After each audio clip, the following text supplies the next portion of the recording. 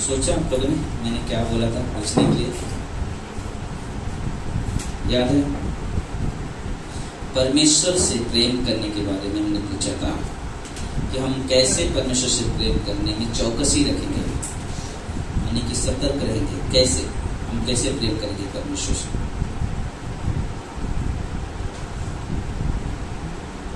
सोचा किसी ने? कोई एक शब्द बोल सकते हैं?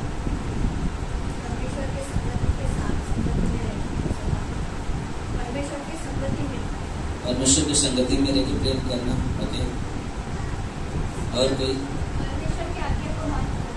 परमेश्वर की आज्ञा को मानकर। ओके, और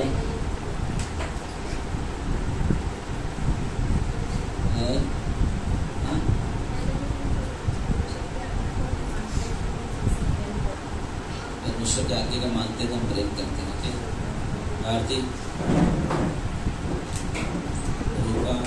बबलू, संजू, सब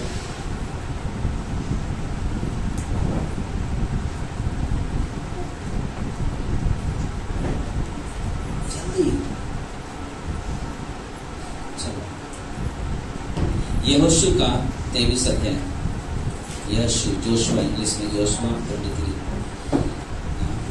यहोशू 23 अध्याय।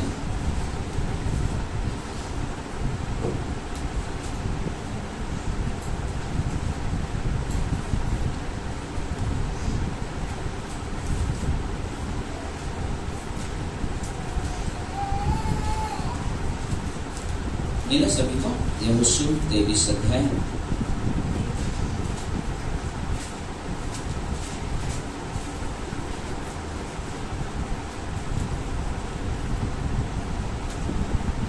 हम लोग वचन पढ़ेंगे 1 से 3 तक।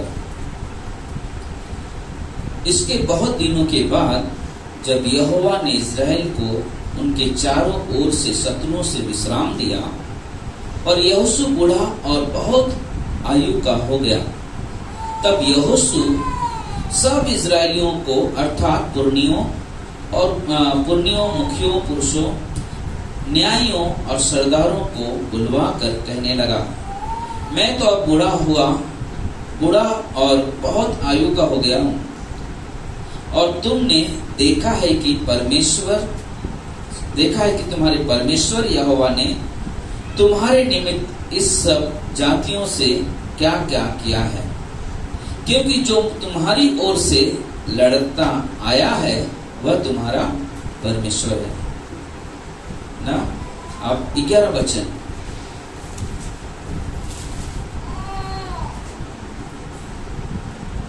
छह से 11। इसलिए बहुत यह बात कर जो कुछ मूसा की व्यवस्था की पुस्तक में लिखा है उसके पूरा करने की चौकसी करना, उससे न तो दाहिने मुड़ना और न बाएं। ये जो जातियां तुम्हारे बीच में रह गई हैं उनके बीच न जाना, और न उनके देवताओं के नाम की चर्चा करना, और न उनकी शपथ खिलाना, न उनकी उपासना करना, और न उनको दंडवत करना। परंतु जैसे आज के दिन तक तुम अपने परमेश्वर यहोवा की भक्ति में लवलीन रहते हो वैसे ही रहा करना। 9 वचन।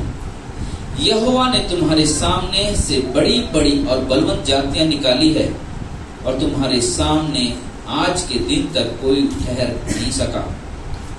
तुम में से हर एक मनुष्य 1000 मनुष्यों को भगाएगा, क्योंकि तुम्हारा परमेश्वर यहोवा अपने वचन के अनुसार तुम्हारी ओर से लड़ता है। 11 आखिरी वचन। इसलिए अपने परमेश्वर यहोवा से प्रेम रखने की पूरी चौकसी करना। आइए हम लोग प्रार्थना करते हैं। प्रिय परमेश्वर, प्रभु यीशु हम धन्यवाद देते हैं। सारा आदर, सारा महिमा, सारा गौरव आपको देते हैं। आज के सभा की अगुवाई करें, हम सभी से प्रभु बातें करें, प्रभु यीशु के नाम से कहते हैं आमीन।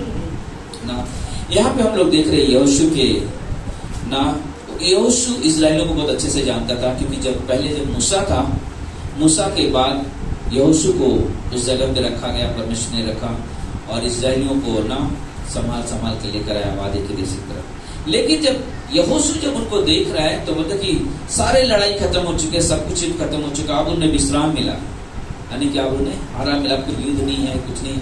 लेकिन यहोशू उनसे बात करता है, तुमको मालूम है तुम्हारे परमेश्वर तुम्हारे साथ क्या क्या किया है, ये हमेशा याद रखना।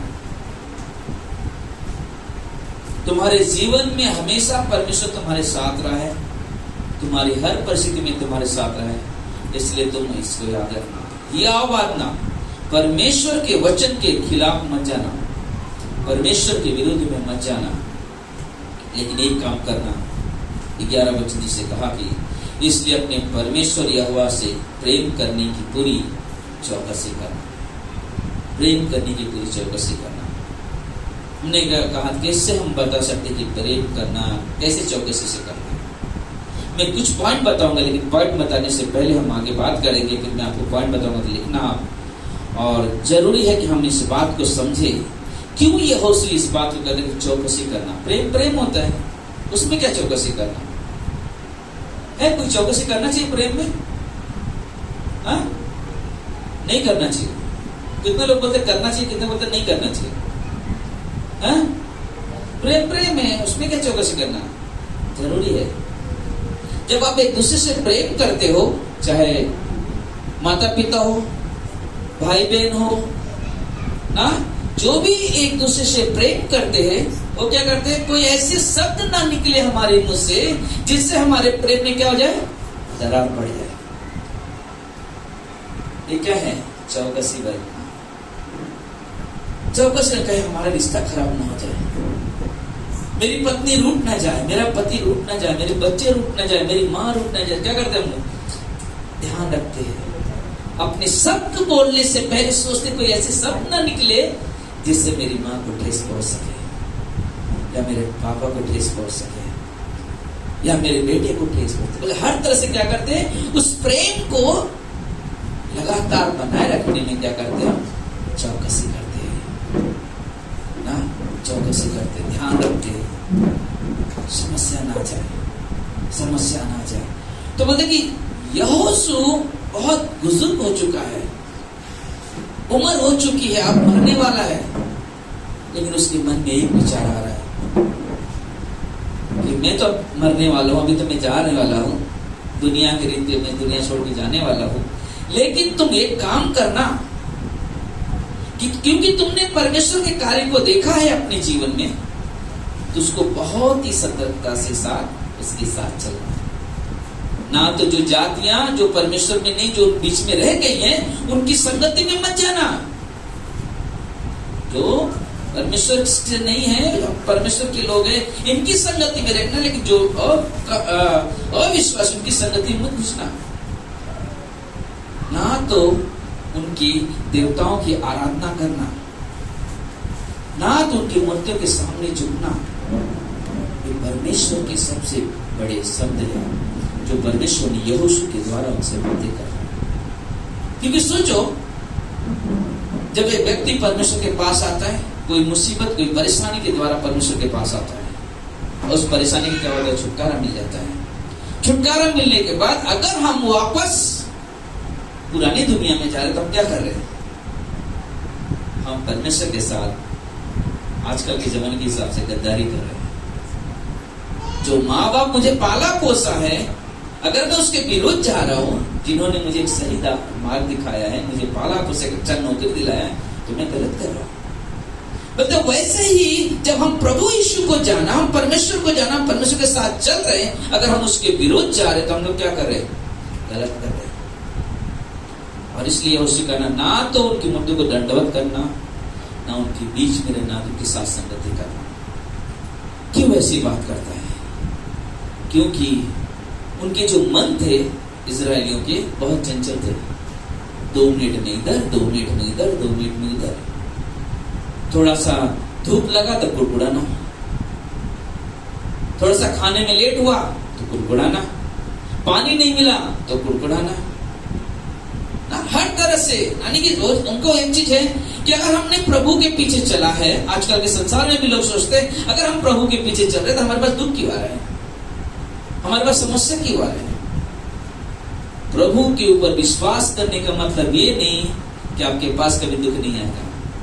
बाइबल में कहीं नहीं लिखा हुआ है कि आप प्रभु विश्वास करोगे तो आपके पास कभी दुख आएगा नहीं। दुख आएगा, समस्या आएंगी, लेकिन आपके दुख, आपकी समस्या आपको महसूस नहीं होने देता परमेश्वर। क्योंकि क्या करता है, वो अपने वचनों के द्वारा आपसे बातें करता है, आपको प्रोत्साहन देता है और आप वहां पे तरोताजा रहते हो, क्योंकि आप परमेश्वर के वचन को समझते हो। और बोलते कि इस्राएल लोग इस तरह से जी रहे थे कुरकुराने से, इसलिए वो यहोशू सिखा रहे उनको हमेशा ध्यान रखना, हमेशा ध्यान रखना। और एक चीज उसने कहा कि ना, उसके उपकार को मत भूलना कभी। जो परमेश्वर ने तुम्हारे दुख में एक साथ दिया है, तुम्हारे दुख को निकाला, बोलते कभी भी उसके ना उपकार को मत भूलना, कभी उसके उपकार को मत भूलना। क्योंकि 7 वचन क्या कहता है, देखते हैं 7 वचन देखो उसमें जो भी हमने पढ़ा, यहोशू का 23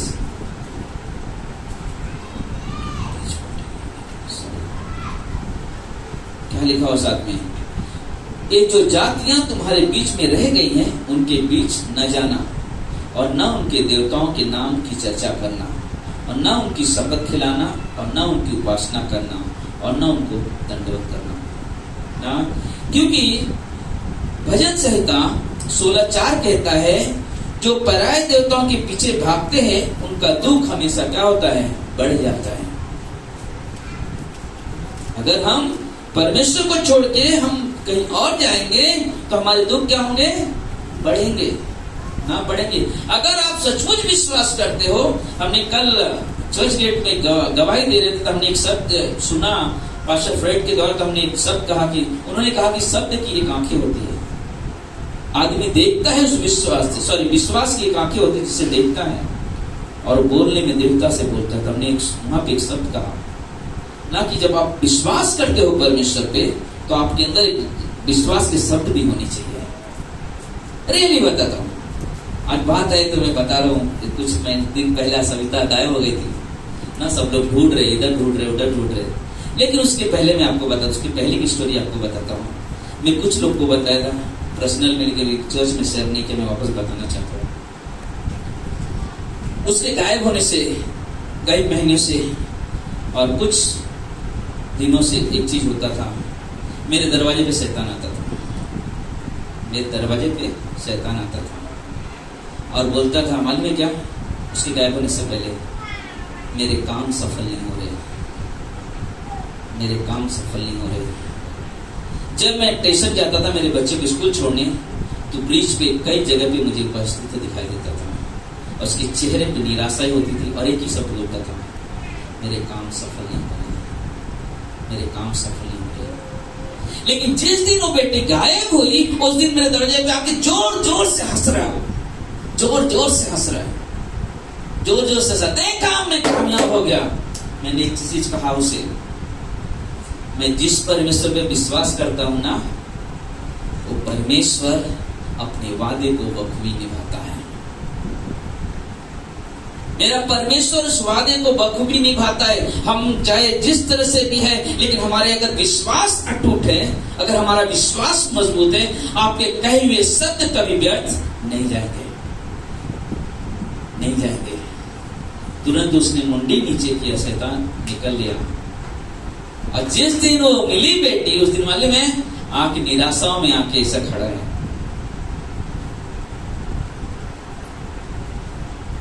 एक चीज देखा हमने, जब एक विश्वासी एक बोझ के साथ जब प्रार्थना करता है ना, उस प्रार्थना में बहुत बड़ी विश्वास होती है, जिस प्रार्थना से वो बैठता है, क्योंकि उसके पास उम्मीद है, उसे भरोसा है कि जो परमेश्वर मुझे उस पाप की दलदल से निकाला है, वो परमेश्वर इस मौत से भी वही बचा सकता है। हालेलुया। कोई और नहीं निकाल सकता, कोई और नहीं निकाल सकता। अगर आप सोचोगे कि मैं यहाँ पे विश्वास में भी चलूं और संसार में भी चलूं, मैं एक चीज कहता हूं, पछताओगे। डेली कहता हूं, सच्चाई है। एक दृढ़ विश्वास हमारे अंदर होना चाहिए। एक सच्चा विश्वास होना चाहिए हमारे पास, क्योंकि हम रूप को देखकर नहीं चलते हैं, हम विश्वास से चलते हैं। और हमारा परमेश्वर सच्चा परमेश्वर है, इसलिए हम उसकी महिमा, उसकी उपासना करते हैं। क्योंकि यहाँ पे लिखा हुआ है 2 कोरिन्थियों के 6 में, मूर्तियों के साथ परमेश्वर के मंदिर का क्या संबंध है? मूर्तियों के साथ परमेश्वर के मंदिर का क्या संबंध? परमेश्वर का मंदिर कहाँ है?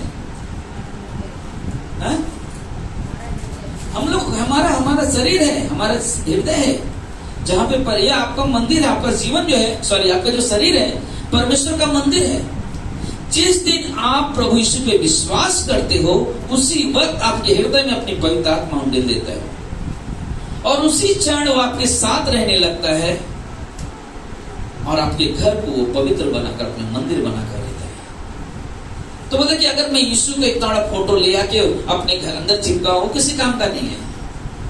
उसकी मूर्ति लगा दूं यीशु के, उसके सामने सर पेटू, अरे परमेश्वर सुन यीशु सुन, नहीं सुनेगा, क्योंकि यीशु मरा हुआ नहीं है, यीशु जीवित परमेश्वर है। यीशु जीवित परमेश्वर है, और वो परमेश्वर आपके अंदर रहता है, हमारे अंदर रहता है।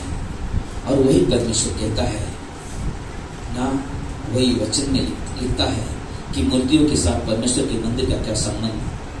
हमें तो जीवते परमेश्वर का मंदिर, हम तो परमेश्वर, जीवते परमेश्वर के मंदिर है। जैसा परमेश्वर ने कहा है, मैं उनमें बसूंगा। देखो यहाँ पे वचन भी कहता है कि मैं उनमें बसूंगा, मैं उनमें चला फिरा करूंगा, और मैं उनका परमेश्वर होऊंगा, और वो मेरे लोग होंगे। परमेश्वर कहता है, आप चलते हो रोड पे, बोले कि परमेश्वर आपके साथ चलता है, आपके साथ चलता है। आप जिधर जिधर चलते हो, परमेश्वर उधर चलता है।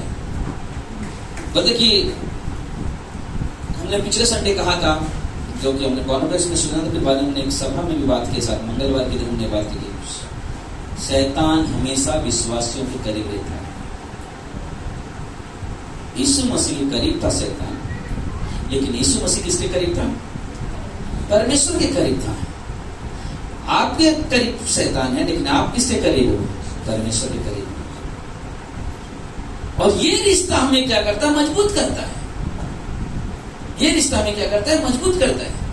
वो क्या, किस लिए हमारे करीब रहता है? हमें भरमाने के लिए, हमें परमेश्वर के विरुद्ध ले जाने के लिए। और इसलिए मालूम है, आपके मुख से निकलने वाले शब्द भी उल्टा सुल्टा हो सकते हैं, आपके मुख से निकलने वाले शब्द भी बुरे हो सकते हैं। जैसे कि यीशु मसीह जब क्रूस पे जाने की बात करता है, तो पतरस आके कहता है कि अकेले में ले गया, प्रभु तू नहीं है, मरेगा, इससे तू नहीं होना चाहिए। यीशु मसीह ने क्या कहा? दूर हट जा शैतान। उसी वक्त कहा, दूर हो जा शैतान। क्यों? क्योंकि उसको मालूम था ये परमेश्वर की शब्द नहीं है। अगर कोई व्यक्ति, आप कहीं बुराई में फंसे हो, किसी समस्या से जूझ रहे हो, अगर कोई कहता है किसी भगत को बुला, किसी पुजारी को बुला, एक सोच लेना है परमेश्वर के शब्द नहीं है, शैतान के शब्द है, शैतान के शब्द है, और आपका नाश करना चाहता है। इसलिए ऐसे शब्द को लेकर आएगा जिससे आप निराश हो जाओ, जिससे आप टूट जाओ। और यहोशू इस्राएलियों को अच्छे से पहचानता है, कभी भी डगमगा जाएगा। इसलिए वो आखिरी बार भी चेतावनी को दे रहा है, हमेशा याद, परमेश्वर को उपकार को कभी भूलना नहीं, परमेश्वर को उपकार को कभी भूलना नहीं ना। तो वो हमारे लिए जरूरी है कि हम परमेश्वर को उपकार को हमेशा याद रखें। 8 और 10 वचन में क्या लिखा हुआ है? परंतु जैसे आज के दिन तक तुम अपने परमेश्वर यहोवा की भक्ति में लवलीन रहते हो, वैसे ही रहा करना। यहोवा ने तुम्हारे सामने से बड़ी बड़ी और बलवंत जातियां निकाली है, और तुम्हारे सामने आज के दिन तक कोई ठहर नहीं सका। तुम में से एक मनुष्य 1000 मनुष्य को भगाएगा, क्योंकि तुम्हारा परमेश्वर यहोवा अपने वचन के अनुसार तुम्हारी ओर से लड़ता है ना। बताइए, आपको जरूरत नहीं लड़ने के लिए, परमेश्वर लड़ता है।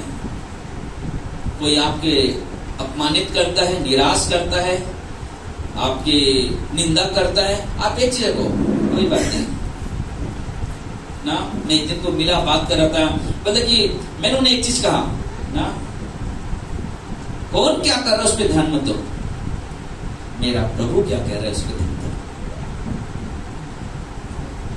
अगर कोई व्यक्ति मुझे बात करे, संजू अगर मुझसे बात कर रहा, अगर परमेश्वर की बात कर रहा, तो मुझे सोचना चाहिए परमेश्वर उसके द्वारा मुझसे कुछ बात कर रहे हैं। लेकिन अगर कुछ गलत बोल रहे हैं तो परमेश्वर के शब्द नहीं हो सकते। किसके शब्द हो सकते हैं?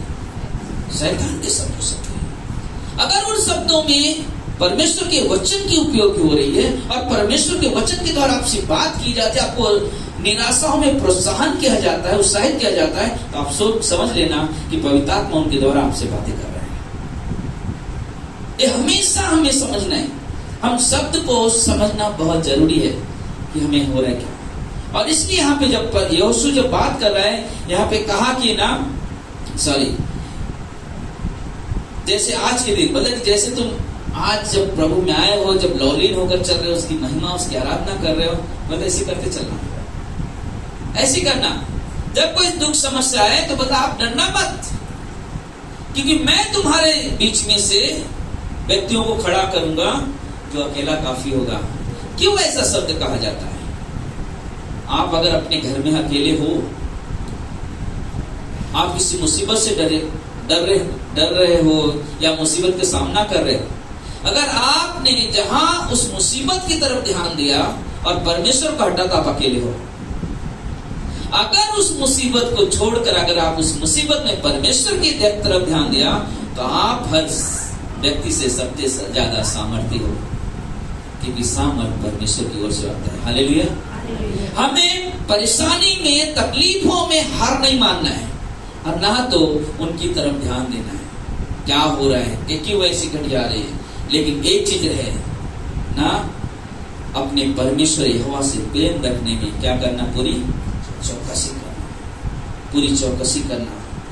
यहोशू जब ये बात कर रहे थे, चौकसी चौकसी जो शब्द कई जगह हमने देखा, चौकसी शब्द का उपयोग किया गया, क्योंकि इस्राएल का जीवन ऐसा था कि अक्सर देखने में उनका ना, कई बार हमने पहली बार कुड़कुड़ाना, निराश हो जाना। मूसा गया परमेश्वर के पास बात करने के लिए, लेट हो गया, उन्होंने क्या किया? तुरंत सोने का बछड़ा बना दिया, सोने का बछड़ा बना के आराधना करने लगे।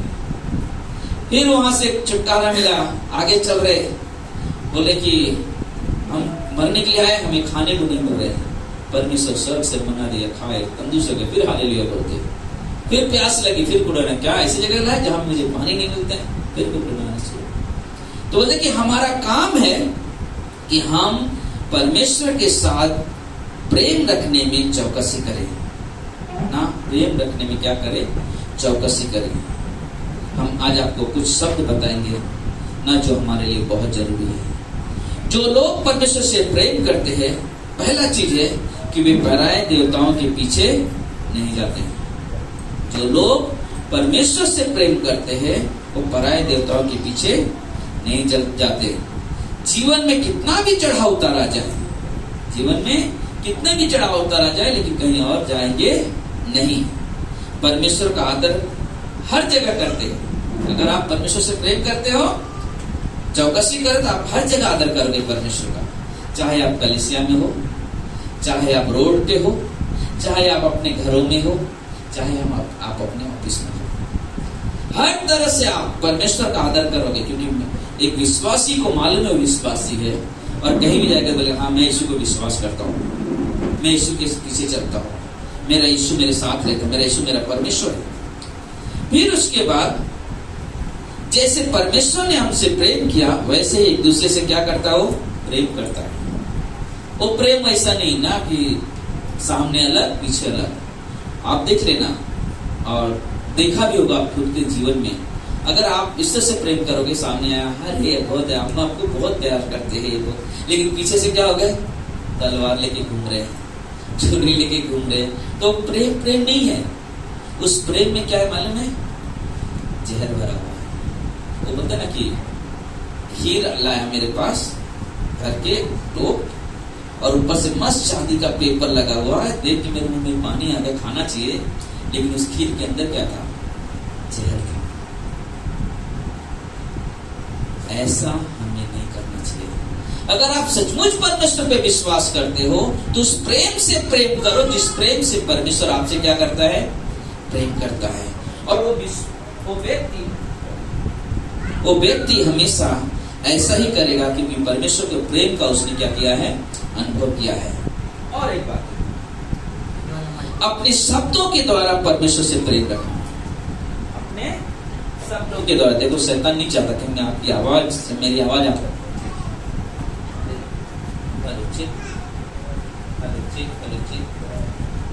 हेलो चेक इसका ना बढ़ा, हेलो चेक सेकंड करेगा, hello check check, hello check check, hello check, वो भी नहीं चलेगा।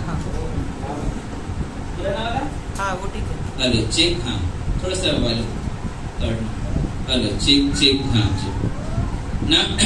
अपने शब्दों के द्वारा परमेश्वर से प्रेम करना सब बहुत ही महत्वपूर्ण है, बहुत ही महत्वपूर्ण है। अब मानो आप ट्रेन में जा रहे हो,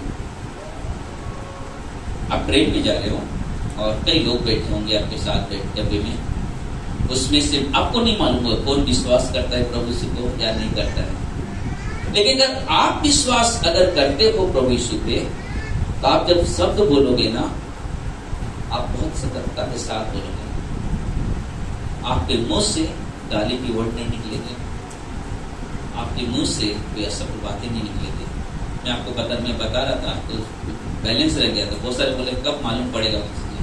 जिस दिन मैं संदेश तैयार कर रहा था कि जब शब्द की बारी आई तो पहले क्या हो गया कि 15 दिन पहला मुझे एक मैसेज आया कि आपको एक लॉटरी लगा है, 12 लाख कुछ रुपए की कार लगी हुई है। तो मैं अरे हाँ, अरे मेरा तो मैंने देखा, लेकिन मैंने छोड़े, अरे ये सब तो आते रहते।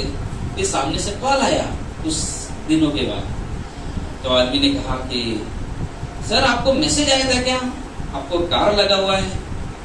तो बोला हाँ लगा हुआ तो था, लेकिन मेरे पास पैसा नहीं भरने के लिए। इसमें क्या था, पहले 2000 रुपये 199 भरना पहला, 1999 रुपये भरना पहला। तो मैं कहा अरे मेरे पास पैसे नहीं, 2000 तो भरूंगा कहाँ से? तो उसके शब्द थोड़ा सा अलग निकले। तो उसने एक चीज कहा, कटोरा लेके बैठ जाओ ना। तो मैंने कहा धन्यवाद, मैंने आपके विचारों से पहचान लिया कि आप फ्रॉड हो। कोई बिजनेस में कोई समझदार इंसान ऐसे बातें नहीं करेगा।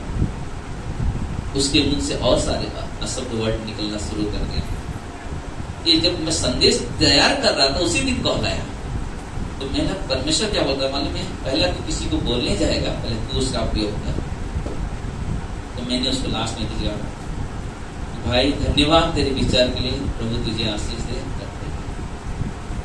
अगर सोचो, उसे नहीं मालूम मैं कौन हूं, अगर मैं भी वही अशब्द वर्णों का उपयोग करता था उससे, और बाद में उसे मालूम पड़ता था, तो विश्वास ये तो क्या होता था, हम परमेश्वर के अपने शब्दों के द्वारा क्या कर रहे, निंदा कर रहे। और वो हमारे लिए बहुत जरूरी है, अपने शब्द को संभाले, अपने शब्द को संभाले। आपके शब्द, या हमारे बाइबल भी होता है, शब्द से आप किसी के दिल के टुकड़े बन जाओगे, और शब्द से किसी के दिल से कई कोसों दूर चले जाओगे। शब्द मारता है और शब्द जिलाता है। शब्द मारता है और शब्द क्या करता है, जिलाता भी है। इसलिए बहुत जरूरी है हम अपने शब्दों के द्वारा भी परमेश्वर की महिमा करें। आप इधर भी जा रहे, जैसे मैं बता रहा ट्रेन का, सोचो आपने उस समय कुछ बात करने लगे या झगड़ गए, अब थोड़ी देर के बाद वहां बैठ के बाइबल खोले, तो आदमी के ऊपर क्या विचार आएगा, ये तो अभी ऐसी बात करो तो मेरे साथ देखो बाइबल पढ़ रहे हैं, क्या है देखो यही सीखते क्या बाइबल पढ़ने वाले? क्योंकि अक्सर मेरे साथ कोई भी बहस करता है ना, ज्यादा तो फालतू के समय में इनको एक ही चीज बोलता हूँ, आपका धर्म नहीं सिखाता है। मैं डायरेक्ट बोलता हूँ, क्या आप यही सीखा आपने? चाहे मुस्लिम हो, चाहे हिंदू हो, चाहे क्रिश्चियन हो, चाहे बौद्धिस्ट, कोई भी व्यक्ति हो, अगर आप प्रभु यीशु को मानते हो, आपके शब्द होने चाहिए जिससे आप अपने शब्दों के द्वारा परमेश्वर के प्रेम को प्रकट कर सको। अगर बाइबल कहता है कि जैसे मैंने तुमसे प्रेम किया, यीशु ने कहा, वैसे तुम भी एक दूसरे से प्रेम करो। यीशु ने दुख सहा, लोगों की कोड़ों की मार खाई, अपमानित हुआ, मुंह पे थूका गया, लोगों के बीच में उसके लोगों ने आंख में पट्टी बांध के मारते थे। उसको भविष्य वक्त है, बता आपको। लेकिन यीशु ने क्या कहा? हे पिता, ये नहीं जानते क्या कर रहे हैं, इन्हें क्या कर, क्षमा कर। ये प्रेम है, क्षमा एक प्रेम है। अगर आप ऐसे जीवन जियोगे जो परमेश्वर के प्रेम के द्वारा प्रेम उत्पन्न होता है, मैं कहता हूं आप कभी निराश नहीं हो सकते हो, आप कभी बेचैन नहीं रहोगे, क्योंकि आप परमेश्वर के प्रेम से प्रेम करो। आपके जीवन में कितनी भी मुसीबत, कितनी भी परेशानी आ रही है, लेकिन आप अपने शब्दों से परमेश्वर को महिमा दे रहे हो, चाहे कितने भी दुख का सामना करना पड़ जाए, फिर भी वो प्रेम वैसे ही रहता है। सब कुछ सहन करने की क्षमता रखने वाला प्रेम, सब कुछ सहन करना, कर लो, जो जो कर रहा है करने दो, परमेश्वर पे निर्भर हो। परमेश्वर की लाठी बहुत बड़ी है, हमें दिखाई नहीं दे रही, हमारे शब्द दिखाई देंगे, हमारे हथियार दिखाई दे सकते हैं, लेकिन परमेश्वर के शब्द दिखाई देते हैं, लाठी दिखाई नहीं देती। इसलिए बहुत जरूरी है ना परमेश्वर के साथ एक अद्भुत रिश्ता बनाओ, क्योंकि परमेश्वर के, अगर हम गलातियों के 5 में कहा जाता है कि पवित्र आत्मा का फल क्या है? प्रेम है। तो बोले अगर जो प्रेम, जो पेड़ जो है अगर फलों से लदा हुआ रहेगा ना, वो कभी भी गर्व से नहीं रहेगा, घमंड में नहीं रहेगा, वो हमेशा झुकने की कोशिश करेगा, हमेशा झुकने का। आप कभी देखा आपने आम के पेड़ को देखा? जब ज्यादा आम हो जाता क्या होता है? उसकी डालियां ना झुल जाती। क्यों?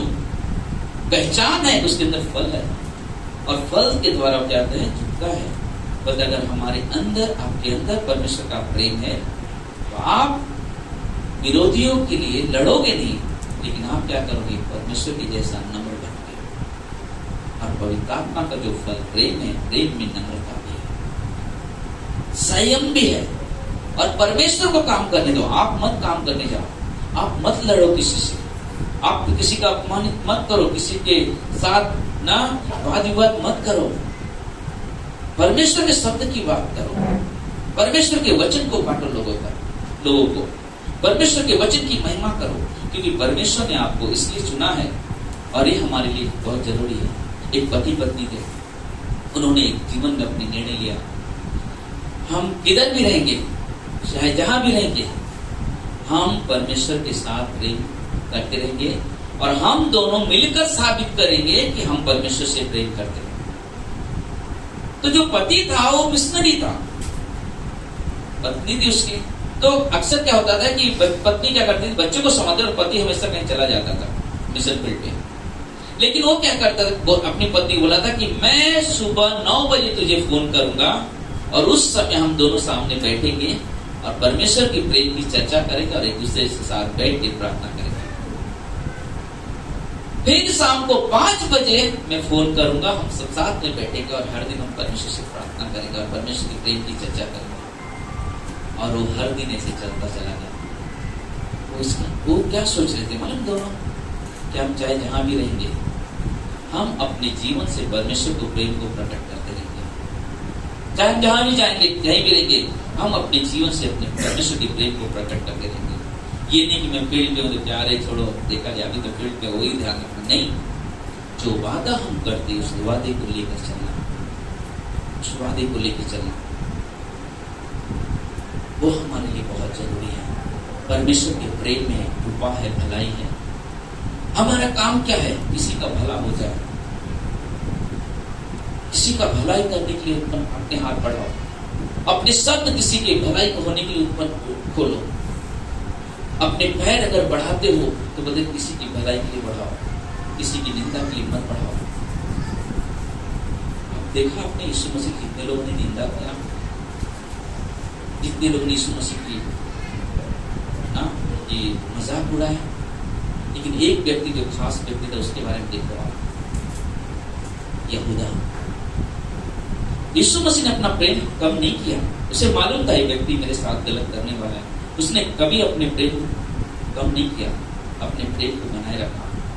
लेकिन जब उस यहूदा ने यीशु मसीह को पकड़ाया, बाद में उससे गिल्टी में हुई, जाके क्षमा मांगने की भी हिम्मत नहीं हुई, जाके फांसी लगा के मर गया। हमारे जीवन में एक प्रेम ही है जो हमारे और आपके रिश्ते को मजबूत करता है। प्रेम 3 धागों से बना हुआ है, पिता पुत्र पवित्र आत्मा। उस प्रेम में हमेशा बने रहो, उस प्रेम में हमेशा जुड़े रहो, क्योंकि परमेश्वर आपसे प्रेम करता है और परमेश्वर चाहता है कि आप परमेश्वर में बढ़ो, आगे परमेश्वर में बढ़ो। जिस प्रेम से, जिस विश्वास से प्रभु के साथ चलते हो, उस प्रेम में बढ़ते जाओ। क्योंकि मालूम है रोमियो का 5:5 में लिखा हो कि मतलब कि पवित्र आत्मा के द्वारा प्रेम हमारे अंदर क्या है, मतलब उंडेला गया। उंडेलने का मतलब अंदर डाला गया है, छिड़का नहीं गया। ऐसा ना पवित्र आत्मा छिड़क दिया, छिड़का नहीं गया, हमारे अंदर उंडेला गया है। और उसके अंदर रोमियो को 8:28 कहता है कि जो लोग परमेश्वर से प्रेम करते हैं, जो लोग परमेश्वर से प्रेम करते हैं, उनके लिए सब बातें मिलकर क्या करती है, भलाई को उत्पन्न करती है, भलाई को उत्पन्न करती है। लेकिन आगे वहां ये भी मिलेगा आपको, बस उनके लिए भलाई उत्पन्न होता है जो परमेश्वर की इच्छा के अनुसार चलते हैं। खाली वही रोक नहीं दिया, लेकिन बोलते हैं कि परंतु उनके लिए जो लोग परमेश्वर की इच्छा के अनुसार चलते हैं, उनके लिए भलाई उत्पन्न करता है। और वो हमारे लिए और आपके लिए, हम सब परमेश्वर की इच्छा के अनुसार बुलाए हुए लोग हैं। इसलिए अभी हम लोगों ने गीत गाया ना, कौन है जो मसीह के प्रेम से मुझे अलग कर सकता? क्या कलेश, क्या संकट, क्या उपद्रव, क्या अकाल, क्या नंगाई, क्या जोखिम, क्या तलवार, कोई भी हमें परमेश्वर के प्रेम से अलग नहीं कर सकता। एक ही घड़ी आप अलग कर सकते हैं, जिस दिन हम दुनिया छोड़ेंगे, लेकिन प्रेम से अलग नहीं होंगे। इस दुनिया से अलग हो जाएंगे, लेकिन परमेश्वर के साथ जाके जुड़ जाएंगे, उसके साथ बैठ जाएंगे, उसकी महिमा, उसकी आराधना के लिए। और वो हमारे लिए बहुत जरूरी है। रोमियो का 9:12 कहता, प्रेम निष्कपट हो, बुराई से घृणा करो और भलाई में लगे रहो। ये परमेश्वर का वचन कहता है। आखिरी में 1 कुरिन्थियों का 16:14 कहता है, जो कुछ भी करते हो कैसे करो, प्रेम से करो। जो कुछ भी करो प्रेम से करो। परमेश्वर के प्रेम को हमेशा याद रखो, सतर्कता के साथ, बहुत ही केयरफुली उस प्रेम को करो जो परमेश्वर ने आपको दिया है। जैसे परमेश्वर ने आपको दिया, अगर आप सोचते हो, सोचो यीशु मसीह का प्रेम, ये सबसे महत्वपूर्ण चीजें देखते हैं। हम लोग पाप से भरे हुए, हम लोग जलन रखने वाले लोग, बेविचार करने वाले लोग, गलत काम करने वाले लोग, लेकिन फिर भी यीशु ने क्या किया, हमसे प्रेम किया। अगर सोचो हमारे अंदर इतनी बुराई है, फिर भी अगर यीशु प्रेम करता है, तो क्या हम अपने बच्चों से प्रेम नहीं कर सकते? परमेश्वर सारे पाप क्षमा करता है। अगर कोई बच्चा या कोई पति, कोई पत्नी, कोई व्यक्ति छोटा सा गलती कर दिया, तो हमें क्षमा करने वाला होना चाहिए, क्योंकि हम उस पिता के बेटे हैं जिसने हमें क्षमा किया, और वो चाहते हैं कि हम भी एक दूसरे को क्या करें, क्षमा करें। परमेश्वर में बढ़ो, उसके प्रेम में उन्नति करते जाओ, उसके प्रेम में उन्नति करते जाओ, रुको नहीं। आने वाले रविवार के दिन एक संदेश सुनेंगे हम लोग, चुने हुए और बुलाए हुए, चुने हुए और बुलाए हुए।